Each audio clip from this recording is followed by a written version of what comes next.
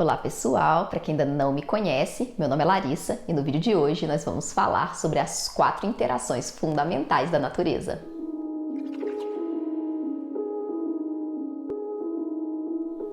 Já deixa o seu like nesse vídeo porque é muito importante para a divulgação do canal e se inscreve se você ainda não é inscrito. Me segue também lá no Instagram, no @Bariogênese.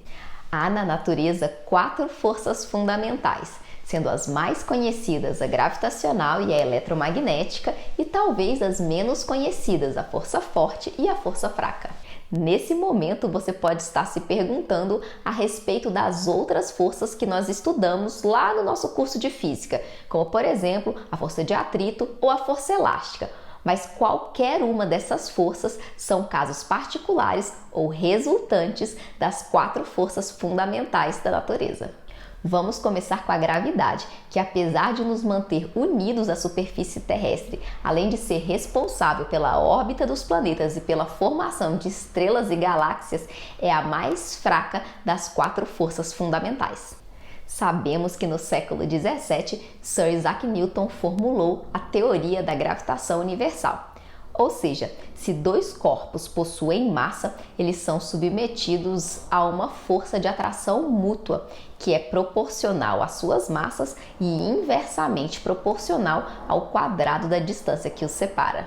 Já no século XX, Albert Einstein estabelece uma nova formulação para a gravidade. Ela surge como uma manifestação da curvatura do espaço-tempo. Ou seja, a interação entre matéria e o espaço-tempo é tal que a matéria curva o espaço-tempo, e essa curvatura define a trajetória dos corpos no universo. Portanto, a fonte da interação gravitacional é uma propriedade que chamamos de massa, ou seja, a interação gravitacional ocorre entre corpos que possuem massa. A gravidade é mais relevante em escalas astronômicas, sendo responsável pela formação das estruturas no universo. Ela é inexpressiva em escalas atômicas e moleculares. A segunda força inclui eletricidade e magnetismo. A interação eletromagnética é responsável pelas propriedades gerais de átomos e moléculas, assim como dos sistemas em que átomos e moléculas aparecem agregados em líquidos e sólidos, e pelas propriedades químicas das substâncias. É a força eletromagnética responsável pela ligação entre o núcleo do átomo de oxigênio, por exemplo, e os 8 elétrons que orbitam esse núcleo. Mais ainda, essa força é responsável pela ligação de um átomo de oxigênio com 2 átomos de hidrogênio para formar uma molécula de água e também pela interação das próprias moléculas de água. A fonte da interação eletromagnética é a propriedade que chamamos de carga elétrica, que pode ser tanto positiva quanto negativa. A força eletromagnética é atuante entre partículas carregadas, como por exemplo prótons e elétrons, podendo ser tanto repulsiva quanto atrativa, dependendo do sinal das cargas interagentes. Em 1861, o físico James Maxwell escreve um tratado sobre tudo o que se sabia na época sobre eletricidade e magnetismo, formulando uma robusta teoria eletromagnética. As 2 próximas forças talvez não sejam tão familiares quanto as primeiras. Vamos voltar ao exemplo do átomo de oxigênio. O seu núcleo é formado por 8 prótons que possuem carga positiva e vários nêutrons que não possuem carga elétrica. Como esses prótons conseguem ficar confinados no núcleo, sendo que todos eles possuem a mesma carga elétrica? Eles deveriam sofrer uma enorme repulsão. Como explicar então a estabilidade do núcleo? Bem, deve haver uma outra força atrativa e mais forte que a força eletromagnética que compense a repulsão elétrica e mantenha os prótons unidos. Essa força é chamada de força forte. Ela é responsável pelas propriedades dos núcleos atômicos. A fonte da interação nuclear forte é uma propriedade que chamamos de cor, uma característica dos quarks. Essas partículas elementares, os quarks, compõem os hadrons, que têm como exemplos mais conhecidos os prótons e os nêutrons. Os quarks possuem uma propriedade de tal forma análoga à carga elétrica, mas que ocorre em 3 variedades. A cor. É importante mencionar que ela não tem nada a ver com o significado na ótica. A cor é uma propriedade da matéria, assim como a carga elétrica e a massa.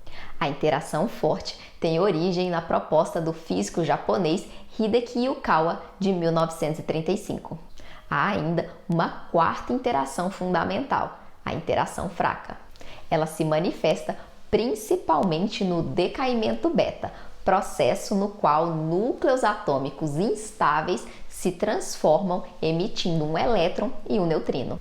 A fonte da interação fraca é uma propriedade chamada de carga fraca. Ela é então responsável pela transformação espontânea de prótons em nêutrons e vice-versa. Tem curto alcance e sua intensidade é ordens de grandeza menor do que a interação forte. Mas como essa interação acontece? Quem transmite a mensagem da força entre as partículas que estão interagindo? Isso nos leva às partículas mediadoras. Se vocês sabem quais são essas partículas para cada uma dessas 4 interações fundamentais, deixem aí nos comentários. Mas antes de terminar esse vídeo, é importante mencionar que todas essas forças são explicadas à luz da teoria quântica, menos a gravidade.